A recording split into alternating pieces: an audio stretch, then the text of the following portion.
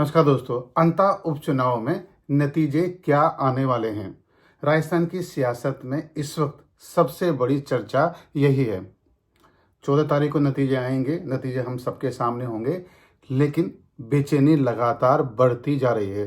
तो जो सियासी आकलन है, जो अलग अलग लोगों से बातचीत की गई है, उसके आधार पर जो शुरुआती रुझान हैं वो बीजेपी को बढ़त देते हुए दिखते हैं। लेकिन क्या ये 14 तारीख को नतीजों में बदलेंगे, इसका आंकलन अभी भी मुश्किल है। तो कह सकते हैं कि जो अंता उपचुनाव है वो फंसी हुई सीट है और मुकाबला काफ़ी त्रिकोणीय है और तीनों ही महत्वपूर्ण फैक्टर यहाँ काम कर रहे हैं। जाति का फैक्टर भी महत्वपूर्ण है, सियासी गोलबंदी का फैक्टर भी महत्वपूर्ण है और सबसे महत्वपूर्ण ये है कि एक दूसरे को हराने की जो बेचैनी पार्टियों के भीतर है वो भी काफ़ी महत्वपूर्ण है। तो जैसे कि मैंने शुरुआत में कहा कि बढ़त बीजेपी की दिखती है और इसकी एक वजह यह भी है कि वसुंधरा राजे एक ताकतवर नेता हैं। झालावाड़ में बीजेपी होने के मायने जो हैं वो वसुंधरा राजे ही हैं और उनकी एक ज़मीनी पकड़ बिल्कुल अलग तरीके की है। तो बढ़त की एक जो बढ़त का जो सबसे महत्वपूर्ण फैक्टर है वो वसुंधरा राजे ही हैं। लेकिन सवाल ये है कि क्या वो इस बढ़त के फैक्टर को नतीजों में बदल पाएंगे, इस पर सबकी नज़रें हैं। और इसकी वजह यह है कि जो संदेह जता रहे हैं उसकी वजह यह है कि जो नरेश मीणा हैं वो जिस तरीके से उन्होंने इस लड़ाई को लड़ा, चुनाव में जिस तरीके से उन्होंने चुनौती दी, वो वसुंधरा राजे को भी बेचैन करती है। लेकिन जो सबसे महत्वपूर्ण फैक्टर ये है कि पार्टियों के भीतर ही अपने नेताओं को हराने की जो बेचैनी है, जो गोलबंदी है, उससे वसुंधरा राजे भी काफ़ी प्रभावित हैं। ऐसा माना जा रहा है कि जो बीजेपी के कुछ बड़े नेता हैं वो नहीं चाहते हैं कि अंता उपचुनाव में बीजेपी जीत जाए, लेकिन वसुंधरा राजे ताकतवर बने।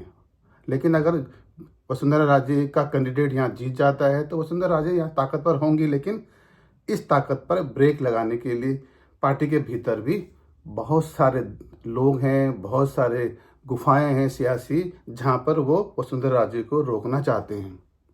ऐसा भी कहा जा रहा है कि जो मीणा बड़े नेता हैं, जो मीणा नेता हैं, वो अंदर खाने नरेश मीणा को सपोर्ट देने की अपील भी कर चुके हैं। इस मायने में भी वसुंधरा राजे की यहाँ पर चुनौती बनी हुई है। जो प्रमोद भाया जैन हैं, जो कांग्रेस के उम्मीदवार हैं, पार्टी के भीतर भी उनको लेकर काफ़ी शुरू से असहमति रही है। कुछ लोग नहीं चाहते थे कि उनको उम्मीदवार बनाया जाए। सचिन पायलट की खामोशी इस सीट पर कई मायनों में महत्वपूर्ण है, क्योंकि यहाँ पर गुज्जर वोट एक महत्वपूर्ण फैक्टर रखता है।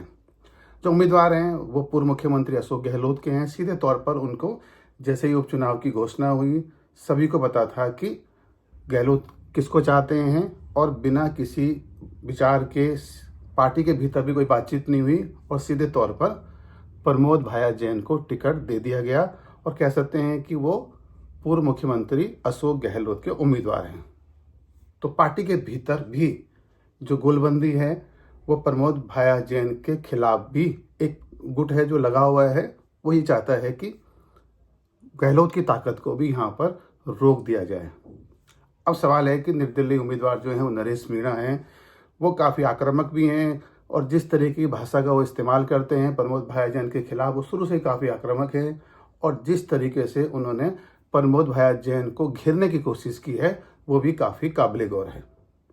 नरेश मीणा के पास एक जाति की ताकत है, लेकिन सवाल ये है कि जो गहलोत के खिलाफ जो लोग यहाँ पर लगे हुए हैं, जो वसुंधरा राजे के खिलाफ यहाँ पर जो लोग लगे हुए हैं, अगर दोनों, चाहे वो बीजेपी के जो वो नेता हैं जो नहीं चाहते हैं कि वसुंधरा राजे का उम्मीदवार यहाँ पर जीते, और कांग्रेस के जो नेता हैं जो नहीं चाहते हैं कि अशोक गहलोत का उम्मीदवार यहाँ जीते, अगर गैप बड़ा होता है तो नरेश मीणा काफ़ी ताकतवर तौर पर उभर सकते हैं और चौंकाने वाले नतीजे भी यहाँ आ सकते हैं। तो शुरुआत में हम कह सकते हैं कि बढ़त बीजेपी की है।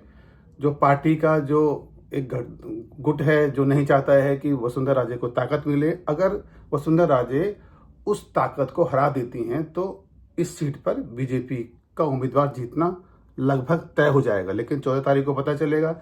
लेकिन पार्टियों के भीतर की गोलबंदी इस सीट पर सबसे ज़्यादा महत्वपूर्ण है। नतीजे 14 को आएंगे।